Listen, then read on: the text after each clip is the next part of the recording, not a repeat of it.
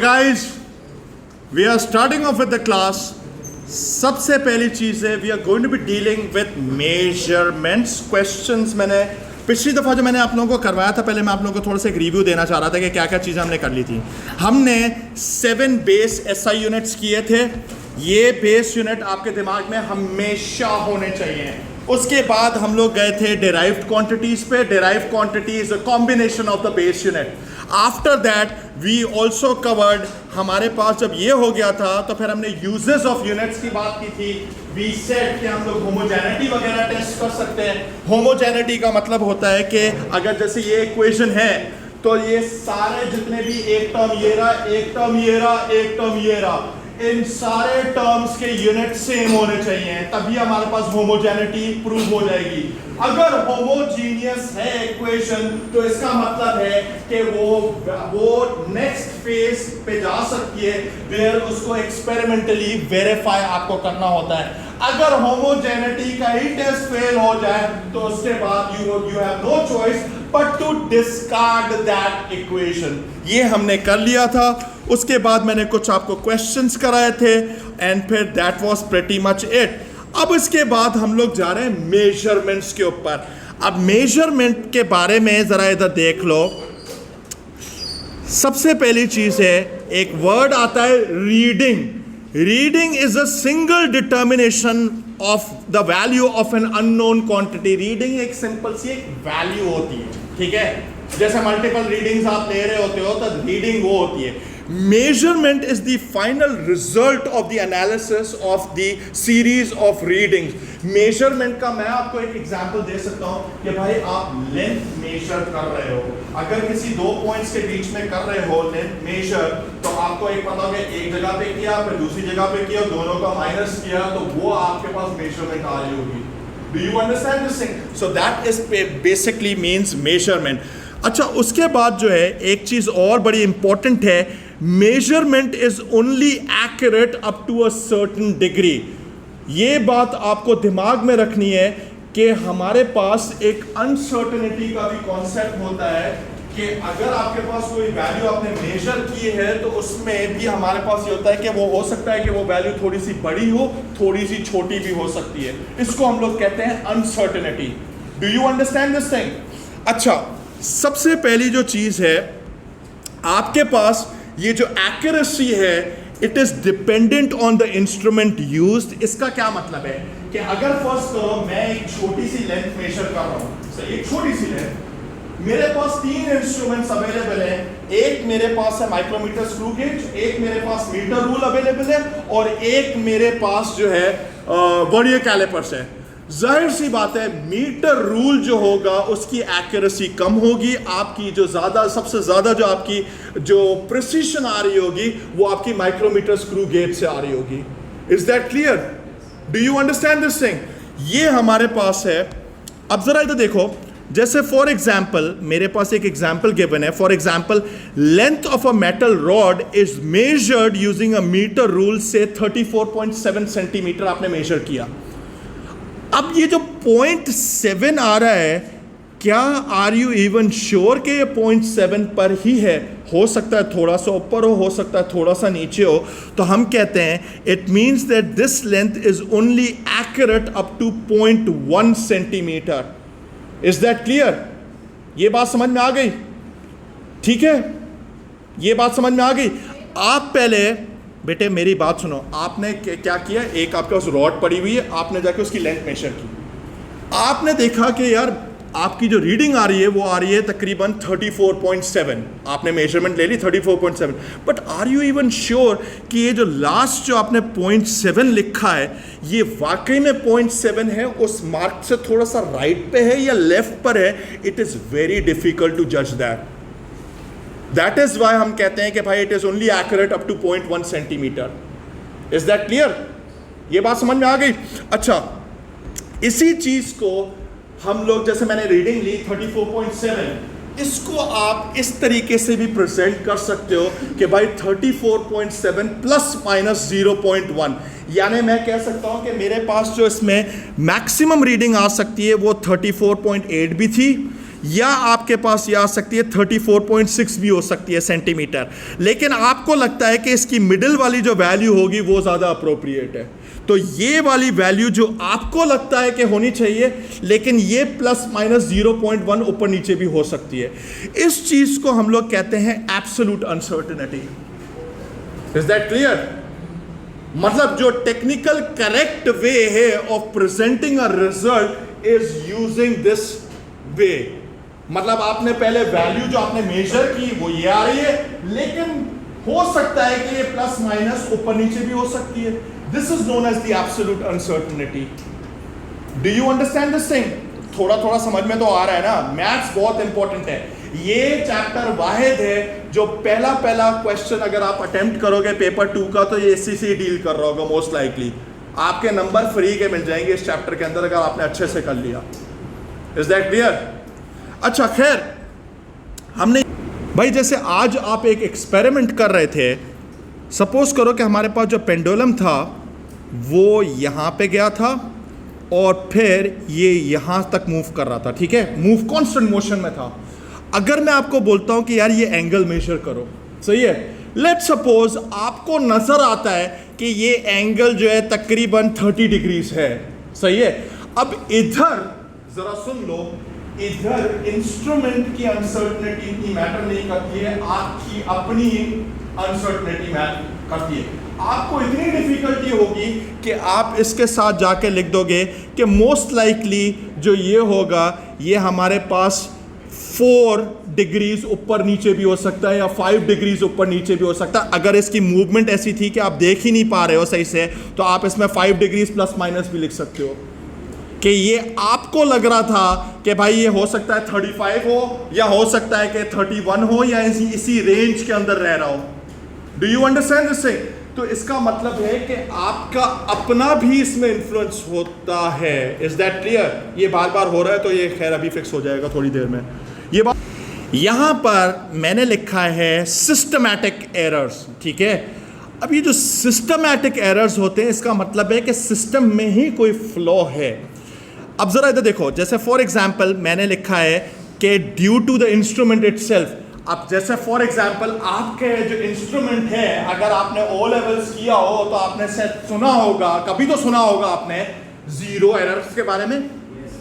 मतलब आपके पास जो माइक्रोमीटर स्क्रू गेज यूज कर रहे हो, सही है, वो जीरो पूरा क्लोज करने पे भी नहीं कर रहा, उसमें थोड़ी सी रीडिंग आ रही है, तो this is known as a zero error.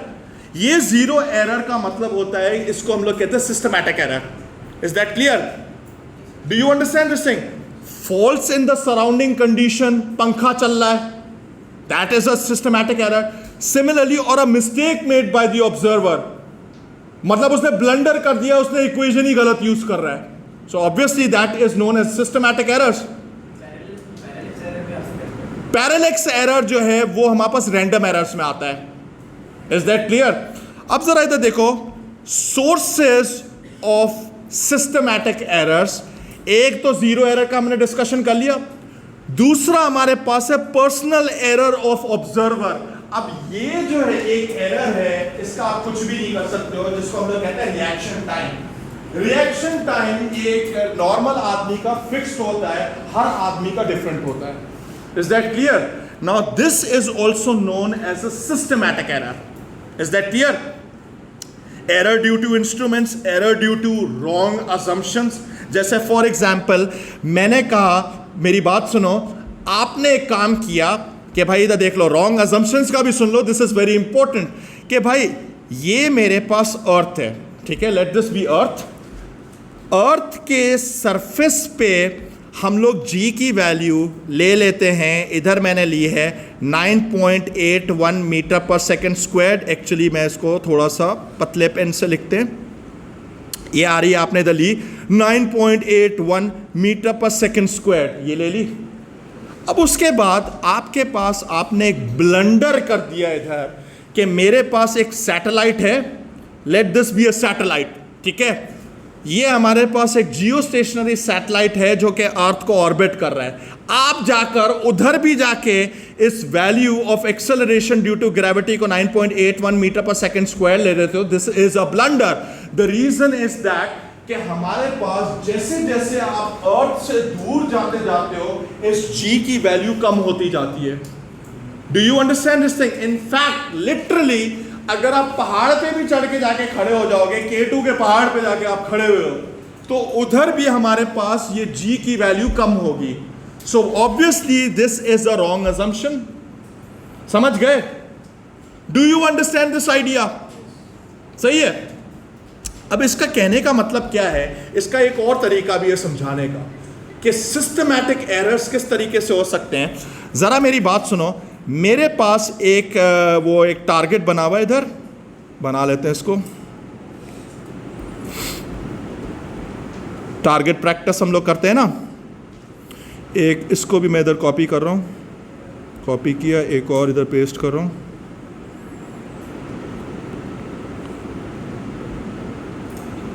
ठीक है, अब जरा सुनो। दिस इज वो कहते हैं ना बुलसाई, जो आप बोलते हो, एक डार्ट फेंक रहे हो, सही है, आप इसकी तरफ फेंक रहे हो। अब सपोज करो कि आपकी जो एक्चुअल जो टारगेट था वो ये था, लेकिन आपके पास ड्यू टू सिस्टमैटिक एरर्स आपके सारे के सारे एक ही साइड पे जाके लग रहे हैं crosses. This is known as systematic error. Do you understand this thing? क्योंकि सिस्टम में ऐसा एरर था कि वो सारे के सारे राइट पे जा रहे हैं। आपको लग रहा है कि आप इसकी तरफ एम कर रहे हो, लेकिन फॉर सम ऑड रीजन वो सारे फायर होके इस तरफ जाके लग रहे हैं। This is known as systematic error. अब ये सिस्टमैटिक एरर एनवायरमेंटल भी हो सकता है कि हवा चल रही थी इस डायरेक्शन में। Do you understand this thing? अब तो समझ में आ रहा है ना भाई, आपने तो एम किया हुआ है उस पे सेंटर की तरफ, लेकिन हवा सामने से आ रही थी, वो आपका जो एरो था वो घूम के उधर चला गया। ये सिस्टमैटिक एरर है। अच्छा, एक और मजे की बात, ओ लेवल फिजिक्स में भी आपने P4 तो दिया होगा, और एक बात याद है कि एवरेजिंग करते हैं तो हम लोग कहते हैं कि एरर कम होता है। ऐसे ही होता है ना कि हम लोग एवरेज करो 5-6 वैल्यूज का, लेकिन ये याद रखना कि systematic errors will not be eliminated by using averages. आप एक काम करो, ये पहले लिखो, उसके बाद एक स्टार लगाओ, और जो मैं अभी आपको डिक्टेट करा रहा हूं, दिल से आवाज आई है तो मैं आपको सुना रहा हूं इस बात को कि भाई systematic errors can not be removed by averaging the measurements. ठीक है, systematic errors can not be removed by averaging the results. जो भी लिखना चाहो, सही है? Is that clear? समझ गए? अब एक और चीज जरा इधर देखो, इसी डायग्राम के अंदर एक छुपी चीज थी जो वो भी डिस्कस करना चाहता हूं। सिस्टमैटिक एरर की वजह से हमारे जो एरोस फायर्ड हुए थे वो सारे के सारे राइट पे चले गए, लेकिन एक और चीज जरा देखो कि हमारे पास जब हम डार्ट्स फायर कर रहे थे तो उनके बीच में छोटी छोटी सेपरेशन नजर आ रही है। इनको हम लोग रैंडम एरर्स कहते हैं। ये रैंडम एरर्स की वजह से हो रहा है। ये जो स्कैटरिंग हो रही है ना इस रिजल्ट की, कि इस रिजल्ट के अंदर भी थोड़ा सा ऐसे है कि कुछ थोड़ा सा राइट पे ज्यादा है, कुछ कम है, इसको हम लोग रैंडम एरर्स कहते हैं। Is that clear? Please tell me, is this clear?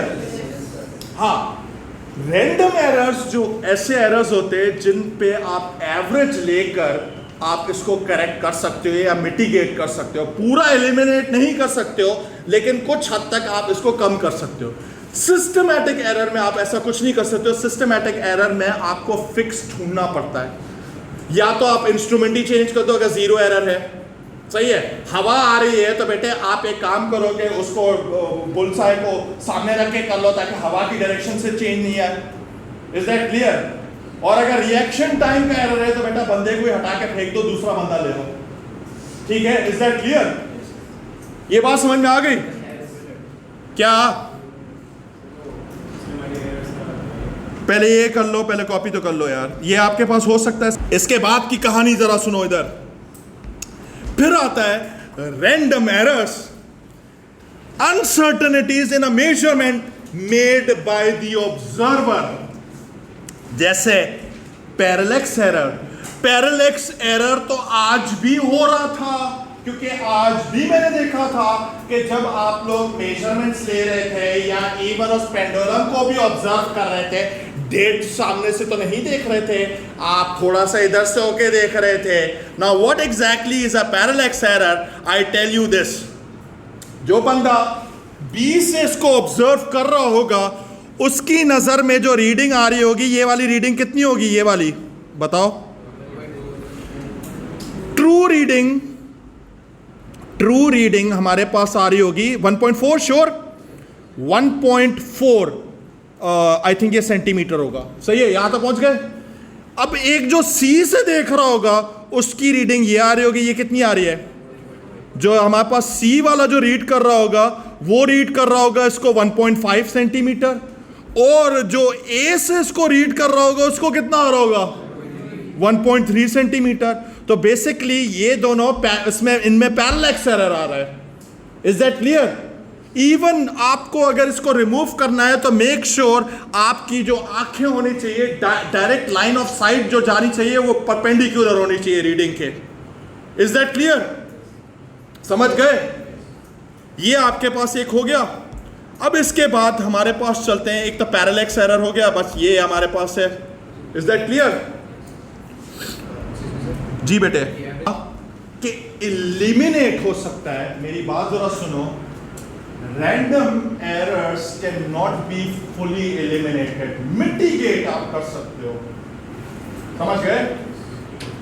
मतलब आप 5-6 रीडिंग्स ले लो, उसका एवरेज निकाल लो. सही है? ठीक है. रिएक्शन टाइम जो होता है हर इंसान का फिक्स्ड होता है.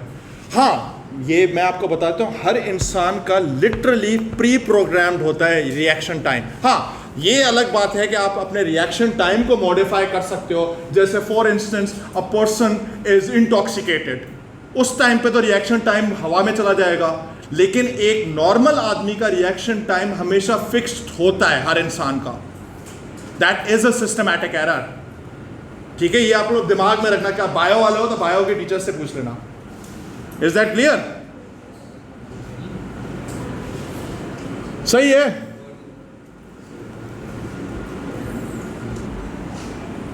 चला. Another example of random error वो ये है कि फर्ज करो आपके पास एक पाइप है. ये मेरे पास एक मैं पाइप बना रहा हूं, इधर जरा इधर देख लो. ठीक है, ये मेरे पास एक पाइप है. ठीक है. अब द थिंग इज, मैं चाह रहा हूं कि इस पाइप का डायमीटर निकालूं. ठीक है. अब द आइडिया इज दैट कि आप जब इसका डायमीटर निकालने की कोशिश करोगे तो आप क्या यूज कर रहे होगे? Micrometer screw gauge most likely. अब माइक्रोमीटर स्क्रू गेज में जो हमारे पास वो होता है, जो एक उसको पता नहीं क्या बोलते थे, दिमाग से निकल गया है, वो जो एक बटन होता है जिसको घुमाते जाते हैं, उसके बाद टिक टिक आवाज आती है. याद है ना? उसको जब आप घुमा रहे होते हो, अब वो भी डिपेंड करता है कि आपने एंड मोमेंट पे कितना प्रेशर लगाया है. अगर तो आपने इतना लगाया कि थोड़ा सा पाइप ही बेंड हो गया, तो आपने एक प्रॉब्लम क्रिएट कर दिया इधर. फिर आप इधर मेजर ले रहे हो तो उसमें आपने इतना प्रेशर नहीं लगाया, यानी बार बार आप डिफरेंट प्रेशर से आप उसको होल्ड कर रहे हो, ग्रिप कर रहे हो. सो obviously that is an example of a random error. Is that clear? ये भी हमारे पास रैंडम एरर में आया है कि आपने लिया डायमीटर एक जगह पे लिया, एक जगह में आपने ग्रिप कुछ और रखी हुई थी, दूसरी जगह में ग्रिप कुछ और रखी हुई थी, तीसरी जगह पे ग्रिप कुछ और रखी हुई थी. That is a random error. Is that clear? ठीक है, ये सारे रैंडम एरर्स में आते हैं. खैर, अब इसके बाद हम लोग चलते हैं प्रिसीशन एंड एक्यूरेसी के ऊपर. सबसे पहली चीज है प्रिसीशन की डेफिनेशन आप अपने पास लिख लो.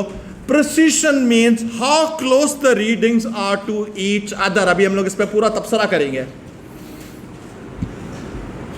प्रिसीशन का मतलब क्या है? आपने एक एक्सपेरिमेंट किया, सही है, 5-6 दफा रिपीट किया. ठीक है, 5 दफा रिपीट किया आपने. ठीक है, आपने वही चीज को 5 दफा रिपीट करने के बाद जो आपकी जो वैल्यूज आ रही हैं उनमें वेरिएशन अगर कम है तो आप कहोगे कि हमारी प्रिसीशन ज्यादा है. लेकिन अगर वैल्यूज आपस में ही दूर दूर है तो हम कहेंगे प्रिसीशन हमारे पास कम है. Do you understand this thing? अगर करीब करीब है प्रिसिशन ज्यादा है, अगर दूर दूर है आपस में ही वैल्यूज तो इसका मतलब है प्रिसिशन कम है। Do you understand this thing? एक तो हमारे पास ये हुआ कि precision means how close the readings are to each other. एक इंस्ट्रूमेंटल प्रिसिशन भी होती है जिसमें हमारे पास नंबर ऑफ डेसिमल प्लेसेस की बात की जाती है। जैसे फॉर एग्जांपल आपके पास मीटर रूल है लीस्ट प्रिसाइज, सेकंड नंबर पे आपके पास मोर प्रिसाइज आपके पास है वर्नियर कैलिपर्स, तीसरे नंबर पे आपके पास माइक्रोमीटर स्क्रू गेज है, that is the most precise. So precision is also dependent on the instrument as well as जो आपने एक्सपेरिमेंट कर रहे थे उनके बीच में कितना डिफरेंस आ रहा है। अब मैं इसका एक एग्जांपल आपको दे रहा हूं, इधर देखो, लिसन। अब ये है, सुन तो लो बेटे, अभी एरर हम लोग उसकी बात नहीं कर रहे एक्यूरेसी की, इट्स अबाउट द प्रिसिशन, ठीक है। अब जरा इधर देखो, listen to me very carefully. एक एक्सपेरिमेंट ए था, उसका डेटा मेरे पास ये आ रहा है, डायमीटर्स मेजर किए हुए हैं, इस तरीके से आ रहे हैं, ठीक है। यहां तक बात समझ में आ गई? उसके बाद हमने क्या किया कि सबसे पहले मैं आपको एक टारगेट देता हूं, आप लोग अभी मेरे साथ साथ करोगे, ठीक है। ये मेरे पास था डायमीटर, ठीक है, एक्सपेरिमेंट ए का। सबसे पहले तो इसका मीन डायमीटर निकाल के बताओ, कैसे निकालोगे? मीन एवरेज मैथ्स में कैसे निकलता है? ऐड करते हैं and divided by the number of values.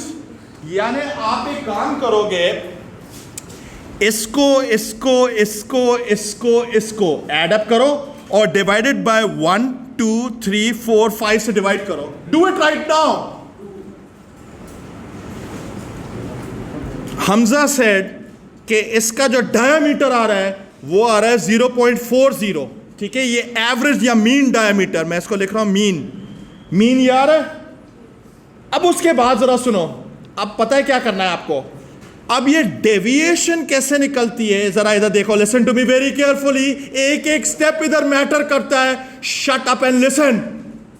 अब जरा इधर देखो, अब आप क्या करोगे, मीन तो निकाल लिया, ये मीन वैल्यू आ रही है, इनका एवरेज आ रहा है, सही है। अब आप क्या करोगे, एक एक जो वैल्यू जो डायमीटर की गिवन है इसको इस मीन में से सब्ट्रैक्ट करते चले जाओ, करो और देखो कि क्या आपके पास ये वाली वैल्यूज आ रही हैं। पहले वाले को करो, 0.02 आ रहा है, दूसरा वाला भी करके देख लो, ये सारी वैल्यूज इस तरीके से आ जाएंगी आपके पास। Can you see that? अब आप एक पहला तो ये काम करो कि पहला ये वाला जो टेबल है ना, इसको कॉपी कर लो, ताकि मैं आपको ये काम भी तो करवाऊं कि हम हो गया। अच्छा मेरी बात सुनो, अब आप एक काम करो कि इसकी मीन वैल्यू भी निकाल लो, मीन डेविएशन की भी।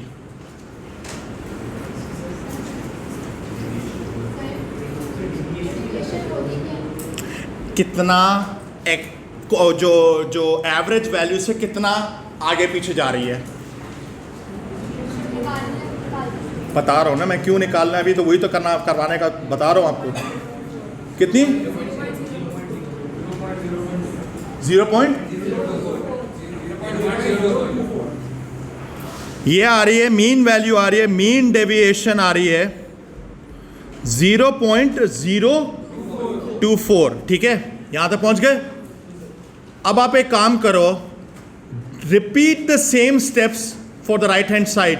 देखो इधर मैंने खुद ही करके दे दिया आपको। डायमीटर का पहले मीन डायमीटर निकालो, वही सेम आ रहा होगा। मीन वैल्यू कितनी आ रही है? 0.4 आ रही है, 0.40, यहां तक पहुंच गए। अब आप एक काम करो, इसकी मीन डेविएशन निकालो जरा।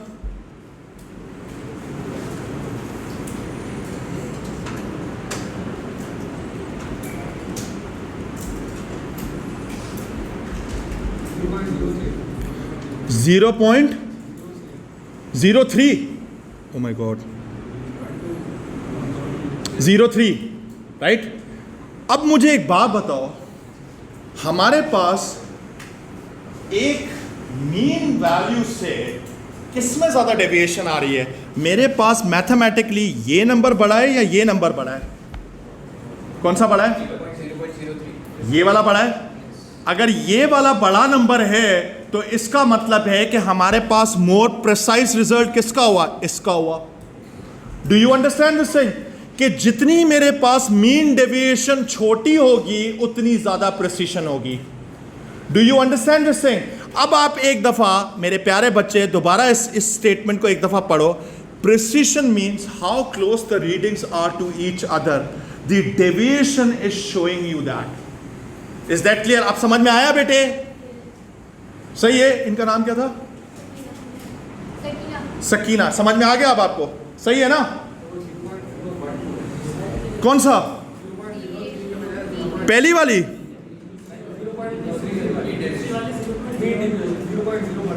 ये 0.012 है। ओ माय गॉड, फिर तो चेंज हो जाएगा रिजल्ट। ये आ रहा है 0.012। अब इसका मतलब है कि कौन सा ज्यादा प्रिसाइज है?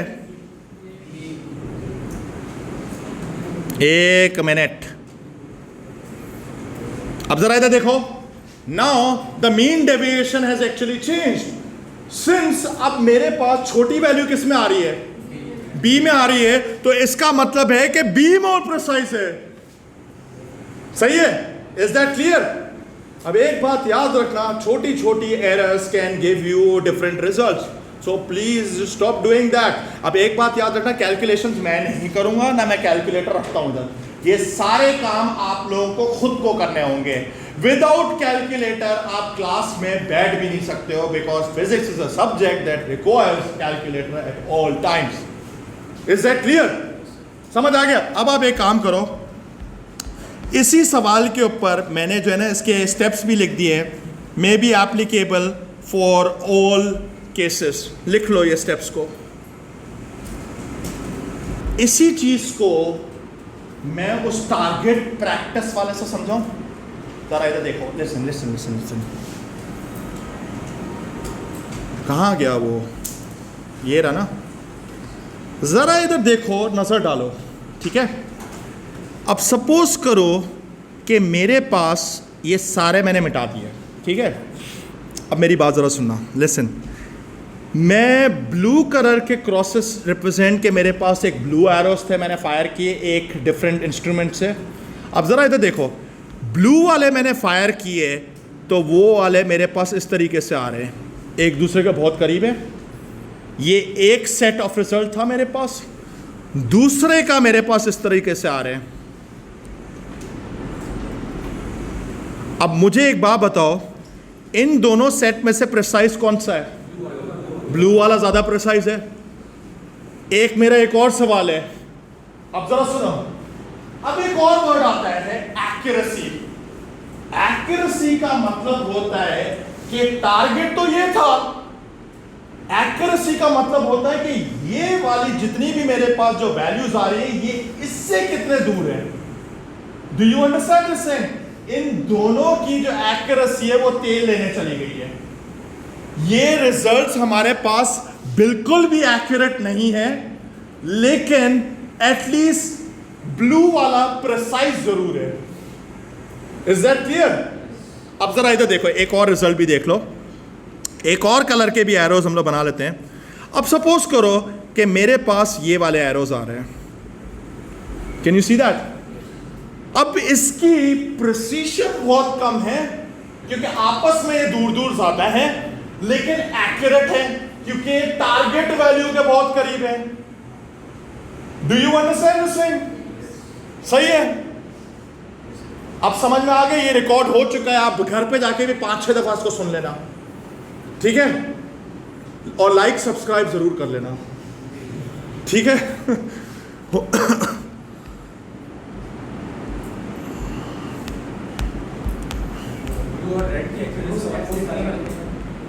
ब्लू और रेड की तकरीबन एक्यूरेसी बराबर बराबर है, ऑलमोस्ट सेम ही है, ऑलमोस्ट, क्योंकि दोनों ही करीब करीब ही हैं टारगेट वैल्यू के, लेकिन एक्यूरेसी कम है। सही है? प्रिसीशन हमारे पास ब्लू की सबसे ज्यादा है। क्लियर है? एक मिनट यार, जूम आउट करें इसको। अब हम चलते हैं नेक्स्ट स्टेप पे, ठीक है जी बेटे? Smaller deviation will be more precise, choice of instruments also matter. ये हम लोग बाद में बात करेंगे कि चॉइस ऑफ इंस्ट्रूमेंट क्या होते हैं, वो मैं करवा दूंगा आपको। अच्छा गाइस, अब हमारे पास आ रहा है accuracy. How close the measurement taken are to the true value. मैंने अभी बताया था एक्यूरेसी का कॉन्सेप्ट उसमें, तो यही चीज इधर भी अप्लाई हो रही है। इसका एग्जाम्पल भी अभी हम लोग करते हैं। पहले यहां तक तो कॉपी कर लो इसको, ये पेपर में भी आ चुकी है कि एक्यूरेसी की लिखो डेफिनेशन और इसकी लिखो तो लिख दो। जरा इधर देखो, 2 लेंथ्स मेजर हुई थी। एक लेंथ ए मेजर की थी, 10 आ रही थी, 10.0 प्लस माइनस 0.1, ठीक है। अब बेसिकली आप देख सकते हो कि जो 0.1 है, इनफैक्ट ये जो हमारे पास both readings have the same instrument precision. Precision का मतलब होता है कि डेसिमल प्लेसेस तक कितना रीड कर सकता है, इंस्ट्रूमेंट प्रेसिशन को कहते हैं। दोनों की प्रेसिशन सेम है, लेकिन एक दफा एक मेजरमेंट ली, एक ही वो ये आ रही है, और एक दफा ये मेजरमेंट ली। अब मैं आपको एक काम कहता हूं कि आप एक काम करो कि इसके अंदर ए के अंदर परसेंटेज एरर निकालो। कैसे निकालोगे? या परसेंटेज अनसर्टेनिटी भी इसको कह सकते हैं, rather than percentage error I would recommend कि let's just call it the percentage uncertainty. इसके अंदर आप इस तरीके से निकाल सकते हो। जरा इधर देखो, एब्सोल्यूट अनसर्टेनिटी कितनी है? 0.1। तो इसको हम लोग इस तरह कर सकते हैं, ABS uncertainty divided by value multiply by 100 कर सकते हैं। अब आपको अगर मैंने ये बोला तो इसका मतलब हो जाएगा 0.1 डिवाइडेड बाय 10.0 मल्टीप्लाइड बाय 100 करो। पहले वाले के बताओ कितना परसेंट आ रहा है? 1% आ रहा है, सही है, 1% आ रहा है। यहां तक पहुंच गए। सेकंड वाले के लिए भी जरा निकालो, सेकंड वाले के लिए आ रहा है 0.5%। ज्यादा अनसर्टन रिजल्ट कौन सा है? ए है। ज्यादा एक्यूरेट रिजल्ट कौन सा है? B. Is that clear? So ये हमारे पास है एक चीज है, so higher degree of accuracy, ठीक है। कॉपी करना चाहो तो कर लो, ऐसे या ऐसे, ऐसे, ओके।